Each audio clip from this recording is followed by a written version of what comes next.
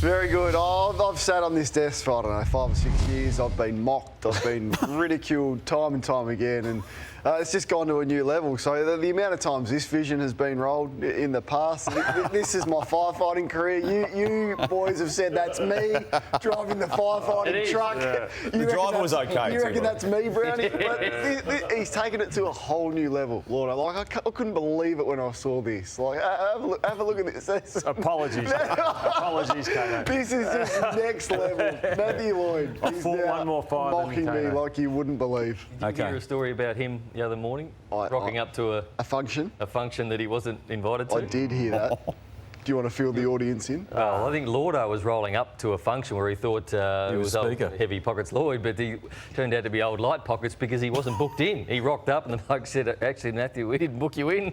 My eyes went like pokey machines. That's how angry I was with that man, so never call me again. Hang on. How'd they go again? Poker machines. Poker machines.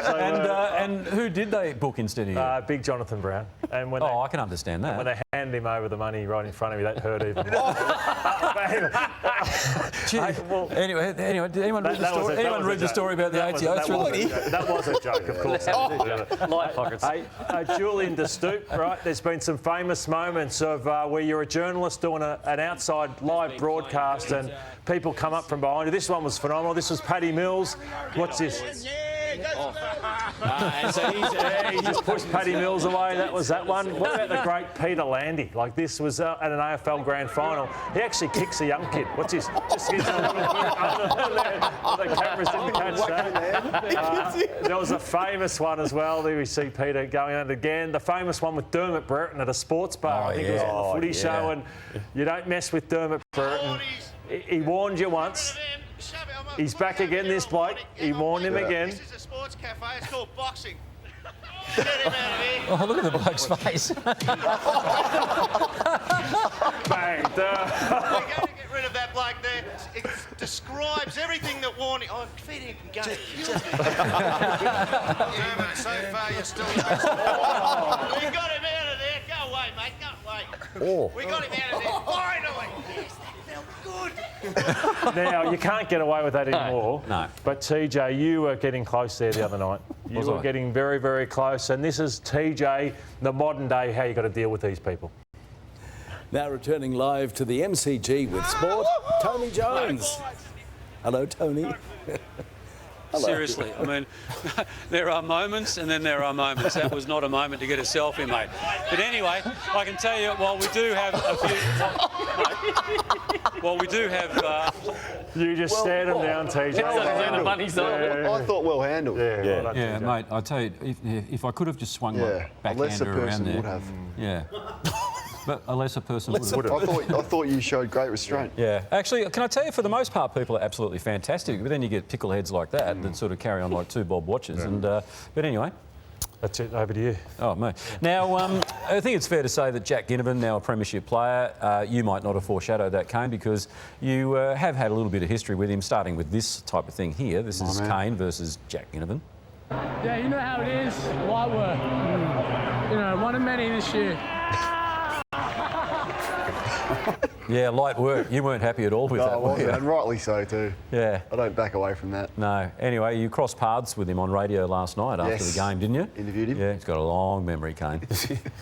To do it with 22 of your best mates and all your family's here smiling and, like I said, a dream come true. And am I allowed to say it, Kane? Light work. Yes, you can say it now. You can say whatever you want. Do whatever you want within reason. Well, didn't you backpedal then? No, you can. That was the whole point. If you perform in the big games and you win a premiership, you actually can carry on as much as you want. Yeah. A lot of functions going on this time of year, and I can understand when Damien Barrett goes out. He's a TV personality, so he's been on TV for a long time. People do like to get photos, and that's okay, Damo. So we saw this last year. I think this was at the races.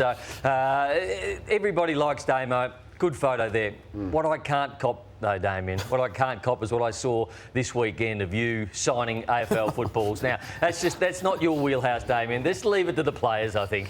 Who wanted you? Reckon went up to the table myself, picked up the footy and absolutely. signed it. Yeah. I reckon I did it, Brownie, because I was asked to do it. Yeah, exactly. You can say no. Oh, no. I know. Oh, what if someone comes up at a charity function, Walk With Me, I think that was, Damo? It was, for Corey McKernan's function. Yeah. And says, oh, Damo, can you sign the football? Damo's going to go, no, I didn't play. I didn't play. No. Danny Frawley did that to me once on the Sunday Footy Show when I dared to put a big V jumper on. It was like a revival of the... And he's come up and he's gone, mate, the boys have had a bit of a chat. And he was serious. He said, you got to take it off, mate. You never played. And made me take the big V jumper off. In hindsight, we probably should have done the same with your jacket. Hey, I want to bring closure to an issue which has lingered amongst us for 29 weeks. It's threatened to even fracture us at one stage. We had a pre-season lunch at Platform 28 and we all had to pay for our own consumption of food and drinks. And Lloydie, you regaled us with what happened in the very first show this year. We get to Platform 28, one of our great sponsors, and there's TJ.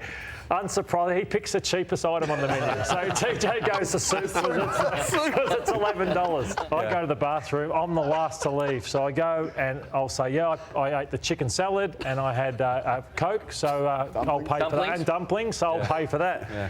As I'm about to leave, they say, excuse me, Matthew. Excuse me.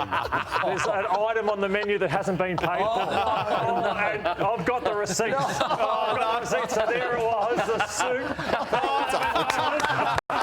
Was not paid, so TJ, I paid that $11. Oh, mate, I'm sorry. That is a genuine oversight. What, you just walked out and... Well, I just assumed that the producers might have actually paid for a meeting that they called. Nothing changes. Now, on a semi-weekly basis, you either said you had paid it or were about to pay it, but we get to week 29 after it and you haven't, have you? So Nathan, Kane and myself have got together to help Lloydie out and we've all kicked in $2.75 each as part of that share of $11, Lloydie. So there's your receipt for $11. You've got to kick in $2.75 yourself, but at least you got some back. That's the only way I was going to get it. To be honest, I'm disappointed.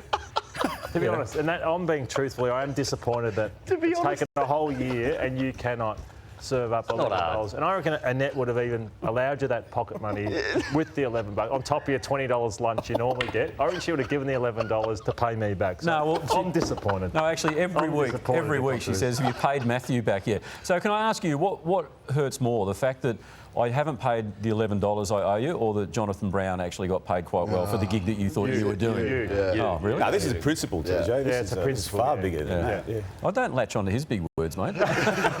So you don't have a conscience to just feel this, pay for your soup, and for 29 weeks we've pushed and prodded. And you did say one week. You did say one week that you had paid it, and then he went and checked his bank balance, and you hadn't. So you actually. Don't worry about it, all right? You've got the $11. Move on. Move on. It's not a good character trait.